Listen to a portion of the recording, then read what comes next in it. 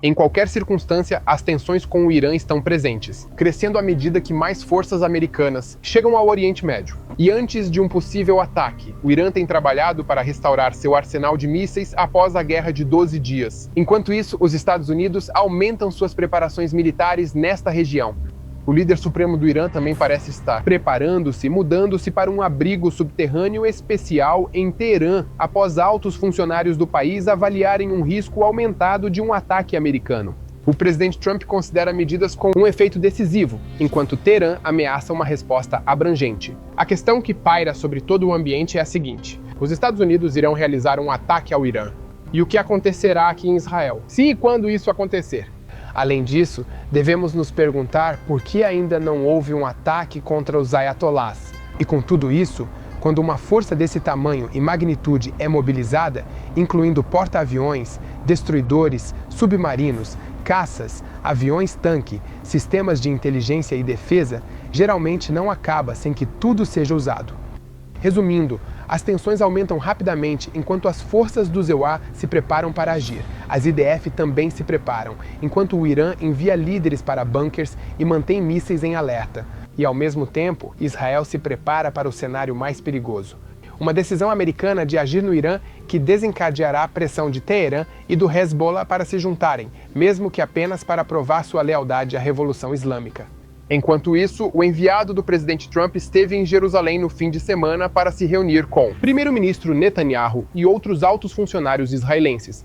A desmilitarização de Gaza, após serem colocados no topo da pauta para essas reuniões de grande importância, incluindo um plano abrangente para investir 1,8 bilhão na construção de 100 mil apartamentos e supervisão biométrica no novo projeto de Rafah localizado em Gaza. Contaremos sobre isso. O porta-aviões Abraham Lincoln continua a se aproximar gradualmente do território iraniano, juntamente com destroyers equipados com mísseis Tomahawk. Esquadrões de aeronaves F-15E foram deslocados para bases militares nesta região, juntamente com aviões de reabastecimento, navios de suprimento e um navio de comando. A avaliação do escalão de inteligência de Israel é que ocorrerá um ataque a Irã, embora o consenso geral seja de que uma decisão definitiva ainda não foi tomada. E os americanos precisam de mais alguns dias para posicionar todas as forças necessárias. Mas em Israel, já estamos nos preparando para todo tipo de cenário. O líder supremo do Irã também parece estar preparando-se, mudando-se para um abrigo subterrâneo especial em Teherã, após altos funcionários do país avaliarem um risco aumentado de um ataque americano. Seu filho Masoud recebeu as autoridades de controle e atua como o principal canal de comunicação com o governo. Mas, embora o líder supremo possa estar fisicamente seguro por enquanto, caso ele venha a emergir do seu abrigo subterrâneo, ele enfrentará os mesmos desafios que originaram essa situação inicialmente. A economia do Irã é um verdadeiro desastre e está se deteriorando ainda mais. Os Estados Unidos bloqueiam as fontes de recursos do Irã, enquanto as forças militares dos EUARA se fortalecem nesta região. Uma alta autoridade em Teherã faz um alerta: qualquer tipo de agressão será interpretado como uma guerra completa. Nesse meio tempo, os diplomatas consideram que o adiamento na ação contra o Irã se deve a um único motivo. E traremos todos os detalhes no relatório de hoje. O principal analista do Oriente Médio de Israel, Mati Shoshani, nos dará uma visão aprofundada sobre a desmilitarização de Gaza e o dia seguinte, como os enviados da Casa Branca Steve Witkoff e Jared Kushner, que serviram como membros do Conselho Executivo de Gaza para a Paz. O Conselho encontrou-se com o primeiro-ministro Netanyahu no fim de semana. O foco dessas reuniões foi a desmilitarização da faixa de Gaza e passos necessários para transformar o cessar-fogo em um acordo diplomático de longo prazo. A Casa Branca está pressionando Israel com toda a força, mas Israel não está desistindo. Está evidente o retorno do refém ferido Hangavelli, a transição para a fase B em Gaza, a abertura da passagem de Rafah e o envolvimento do Irã. Enquanto isso, os Emirados Árabes Unidos estão planejando investir em um projeto inicial de reabilitação em Gaza, que está planejado para ser uma cidade sem lágrimas no sul de Rafah, com supervisão de segurança, coleta de dados biométricos e participação americana e israelense na Arena Norte. O Hezbollah tinha uma importante mensagem destinada a todos os seus operativos neste último fim de semana. O secretário-geral, Naim Qassem, se dirigiu aos operativos do Hezbollah, que foram feridos neste combate contra Israel no passado e falaram sobre um confronto significativo liderado pelos Estados Unidos, enquanto também presta homenagem ao líder supremo do Irã, e ali ao lado, na Síria, a aposta. No nordeste deste país, ocorreu um evento que resultou no colapso da milícia curda conhecida como SDF. A ação muda o equilíbrio do poder. Isso acelera a discussão americana sobre uma retirada da Síria e coloca Israel em alerta máximo.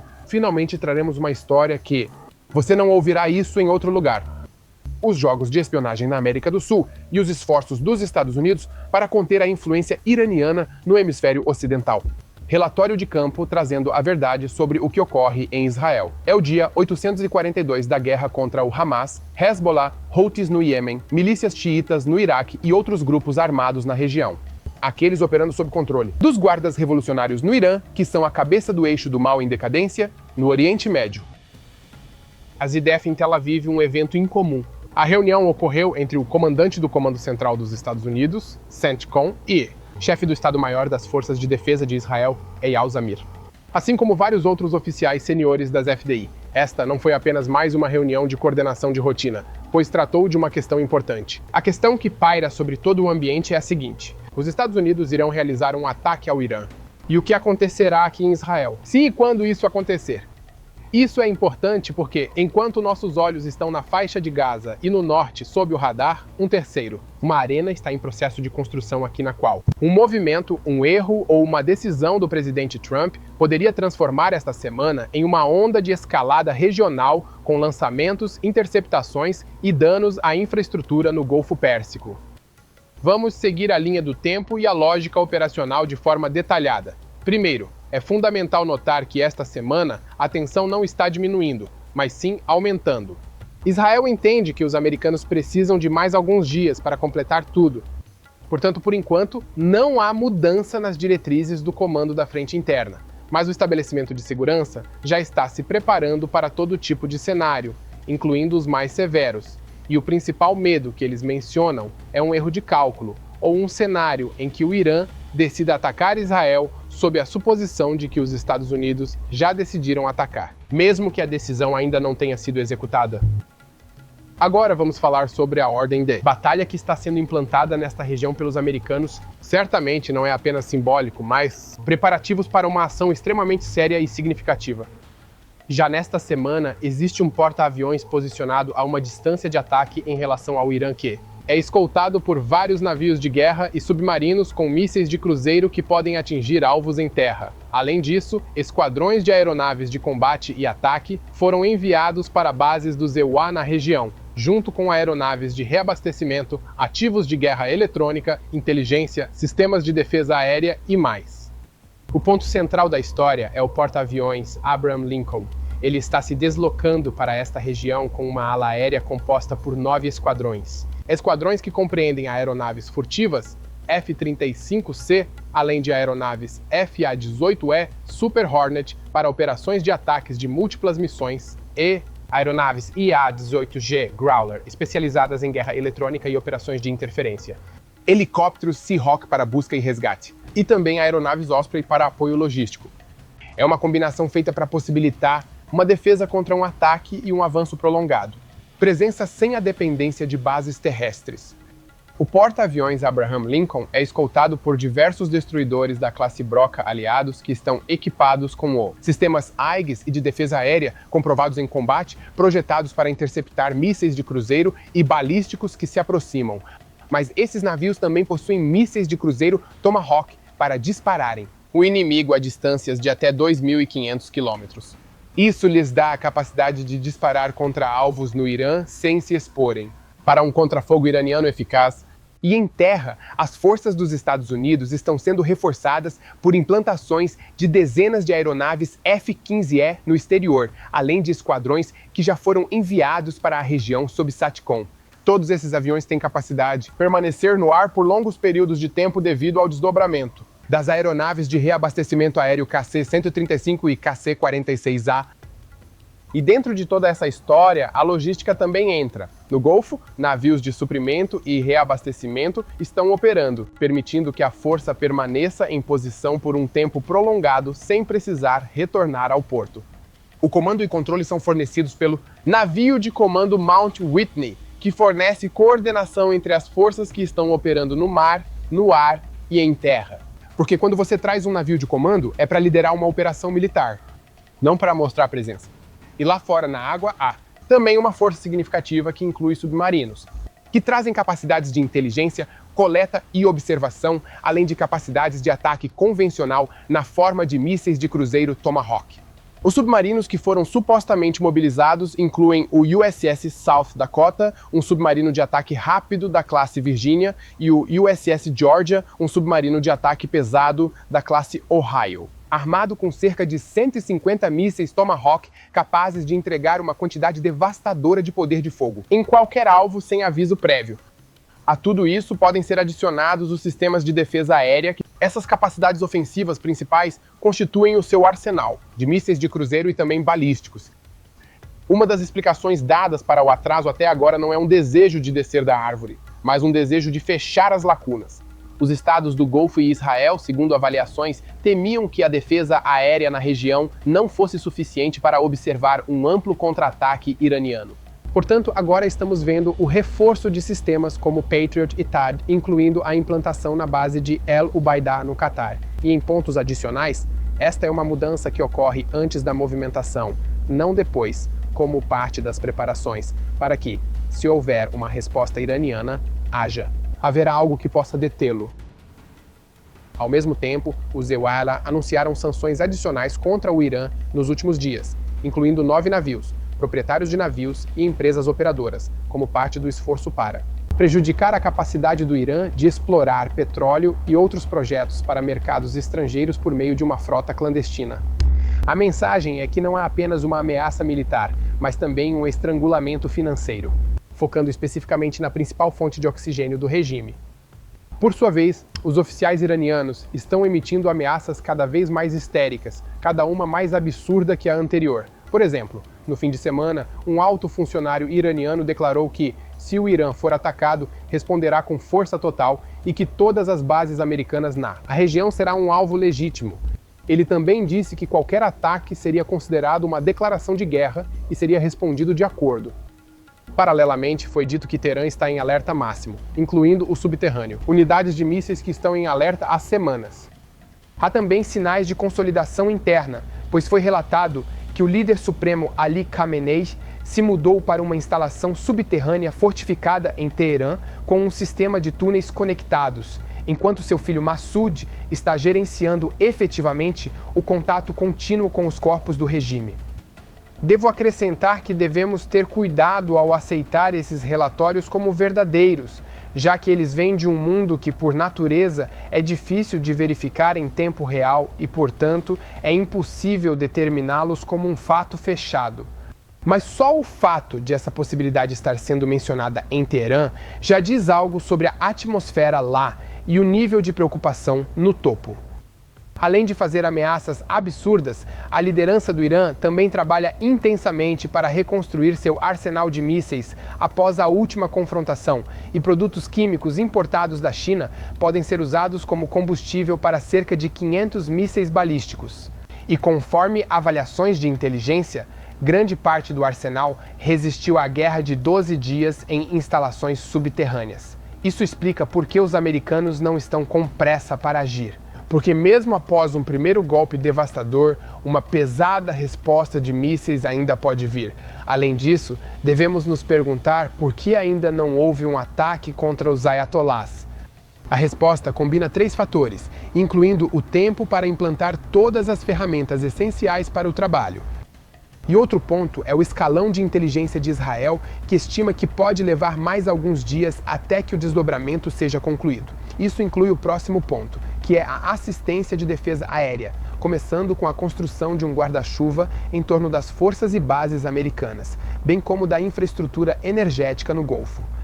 Quando esses ativos estratégicos críticos forem protegidos, os americanos estarão livres para considerar uma ação que convide a uma resposta. E, finalmente, a compreensão é de que o presidente Trump ainda não tomou uma decisão final. Ele está exigindo que sua equipe lhe forneça opções que tenham um efeito decisivo. E essas discussões levam tempo porque, no momento em que você decide, é muito difícil fazer mudanças.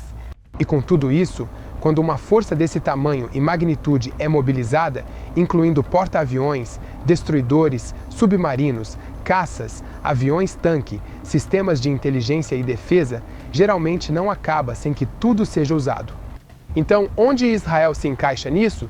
Israel está em coordenação próxima com o Zebiwa e as reuniões na Kíria, sede das Forças de Defesa de Israel, IDF, no fim de semana, são o sinal mais claro disso. A coordenação é defensiva e operacional para garantir que, se houver resposta iraniana, Israel não seja pego de surpresa.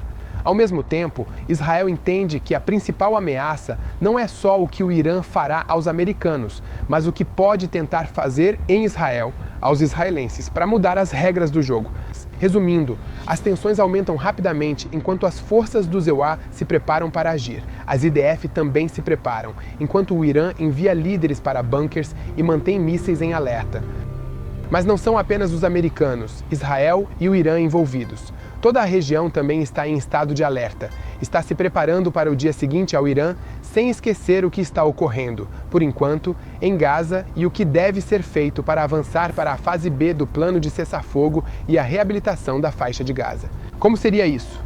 O principal analista do Oriente Médio de Israel, Mati Shoshani, nos trará informações sobre o que ocorre na faixa de Gaza, a transição para a fase B e a tentativa de começar a reabilitação e a criação da primeira cidade de Gaza sem terror. Esta noite, os enviados de Trump, Steve Witkoff e Jared Kushner, estão reunidos com o primeiro-ministro Netanyahu e a agenda está cheia. E por que isso é importante no momento atual? Porque a fase 2 não é simplesmente a próxima rodada. A fase 2 é o teste de quem controla Gaza após o cessar-fogo e qual preço o Hamas será forçado a pagar após essa retirada. Agora, oficialmente, o enquadramento americano é muito simples. Transformar o cessar-fogo em um arranjo político duradouro, começar no dia seguinte e impulsionar Gaza rumo à estabilidade. Agora, minha análise é a seguinte. A fase B é a ponte entre duas realidades distintas. Uma realidade é Gaza como um campo de batalha. O outro cenário é Gaza como um espaço controlado, com regulamentações, triagem e aplicação de normas. Israel quer que essa ponte passe por um portão, os reféns, e não como um slogan, mas como prova de que o Hamas não pode continuar manipulando o calendário. Agora, ao mesmo tempo, Israel está sinalizando algo completamente diferente. A dissuasão está de volta à mesa, não como vingança, mas como um sistema. Um sistema que persuade o Hamas de que a recusa em se desarmar acarreta um custo que apenas se intensifica de um dia para o outro. Agora, desarmar o Hamas não é um assunto secundário nesta conversa, é o ponto central. E os dados que vêm da segurança de Israel são muito diretos sobre este tópico. A avaliação é que o Hamas não vai se desarmar por conta própria ou em seus próprios termos. Isso se baseia nas declarações públicas e no comportamento recente do grupo. Então, Israel está preparando duas frentes ao mesmo tempo. A primeira é a diplomacia e os mecanismos que a acompanham. A segunda é a prontidão para um novo combate no plano de desarmamento, ou caso o plano de desarmamento colapse. Agora, ouvimos que no Sul as preparações são avançadas. Isso importa, porque quando um exército fala em preparação avançada, é a sua mensagem. Isso fala ao Hamas. Você não pode ditar ou adiar para sempre. Você não pode reconstruir suas armas silenciosamente sob o manto de um cessar-fogo, como tem feito até este momento. Agora, veja outra peça na mesa bem significativa, o chamado Projeto Rafah, um plano vinculado à reconstrução inicial no sul de Rafah, financiado pelos Emirados Árabes Unidos. Agora, os números são muito impressionantes, 1,8 bilhões de dólares.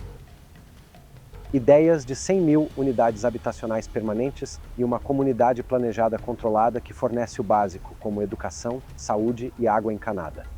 Mas isso tem condições.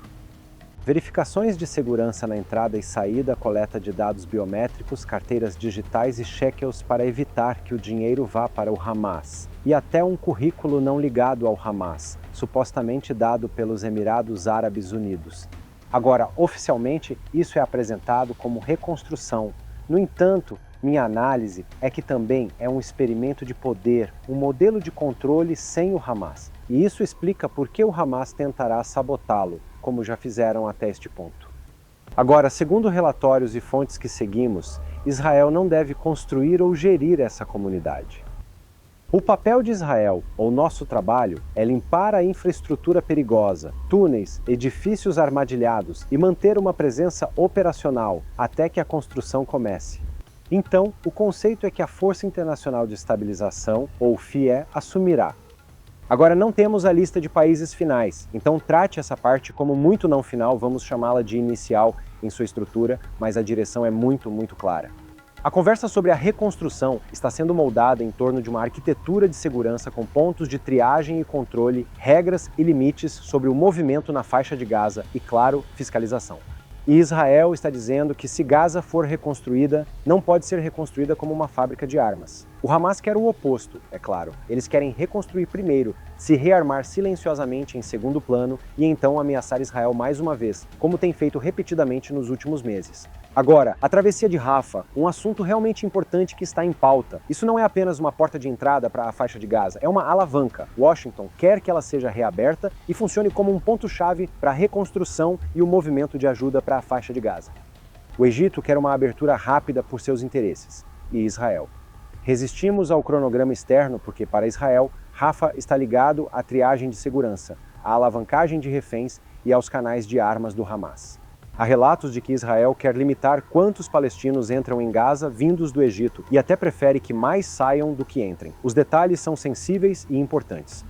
Os métodos de aplicação não estão claros ou definidos de forma alguma. Portanto, o ponto principal é que o controle estratégico de Rafah molda a próxima fase. E se você controla o movimento, você molda a governança. Se você molda a governança, você determina se o Hamas pode voltar agora, em 3 meses ou em 12 meses. Portanto, há uma nuance muito importante, algo que vale a pena adiar. Existem discordâncias. A pressão americana por decisões e prazos, a resistência israelense em uma demanda clara. Tragam Hongvili de volta para Israel e não tratem os reféns como uma cláusula técnica. Ao mesmo tempo, Israel continua cooperando. As reuniões continuam acontecendo. A coordenação permanece firme, porque Israel entende algo muito básico. Sem os Estados Unidos, a estrutura diplomática desmorona completamente. E sem um enquadramento diplomático, a fase B se torna apenas um ciclo militar. Portanto, minha análise é que Israel está tentando fazer ambas as coisas ao mesmo tempo. Manter influência sobre o Hamas através da questão dos reféns, mas ainda assim construir um caminho que impeça o cessar-fogo de se transformar em uma guerra mais ampla na faixa de Gaza e, por extensão, desestabilizar esta região. Há uma história mais discreta que explica a lógica de Israel no terreno. O relatório sobre contatos com clãs armados em Gaza que se opõem ao Hamas. A alegação é que Israel ajudou esses grupos com drones, inteligência, armas, alimentos e até cigarros, e que alguns combatentes feridos foram evacuados por via aérea para hospitais em Israel. Agora, oficialmente, isso é visto como cooperação tática no cessar-fogo. Esses grupos ainda são limitados. Algumas estimativas dizem que seus números variam de centenas a milhares, e há um alerta de analistas experientes. Sem proteção sustentada, esses grupos podem enfrentar o mesmo destino das forças proxy passadas na região: eliminação completa, colapso ou fuga da faixa de Gaza por medo de retaliação do Hamas. Então, o que acontece a seguir? O que o futuro reserva para a faixa de Gaza nos próximos 7 dias? O primeiro caminho está sob controle. Fase B, reféns, progresso, incluindo o retorno de Hongvili. Rafah avança, com esforço sério para consolidar mecanismos de desarmamento. O segundo caminho é um movimento parcial, com alguns projetos piloto de reconstrução avançando, como novos conceitos de Rafah. Mas o Hamas hesita no desarmamento e tenta manter as armas escondidas. E o terceiro cenário é uma ruptura completa. O Hamas recusa categoricamente. A estrutura política desmorona e Israel ativa o plano militar preparado para forçar o desarmamento através de operações de combate renovadas na faixa de Gaza. O primeiro sinal real não são discursos, nem os mecanismos, mas sim os sistemas de triagem, as ferramentas de fiscalização e quem realmente controla o movimento em Rafah. Porque é aí que a governança se torna real. É onde ela se concretiza, pessoal. O Hamas é um grupo terrorista feito para destruir, não para reconstruir. Tem todo um incentivo para arruinar qualquer passo que o prive de armas e poder. Então, teremos que interromper o processo com pressão, com ameaças e manipulação da questão dos reféns. E é por isso que a coordenação entre EUA e Israel não é só útil, é essencial. Porque a fase B é uma jogada de poder, não um slogan humanitário. Dissuasão, desarmamento e reconstrução controlada são as únicas formas de evitar que Gaza vire uma plataforma de lançamento de novo. Então, a questão real é se o Hamas será encurralado ou terá chance de reiniciar o relógio. A fase B é quando Gaza ou fica sob o domínio do Hamas, ou o Hamas aprende que pode sobreviver a tudo. Você acha que Washington vai apoiar a linha vermelha de reféns de Israel mesmo com a pressão atual?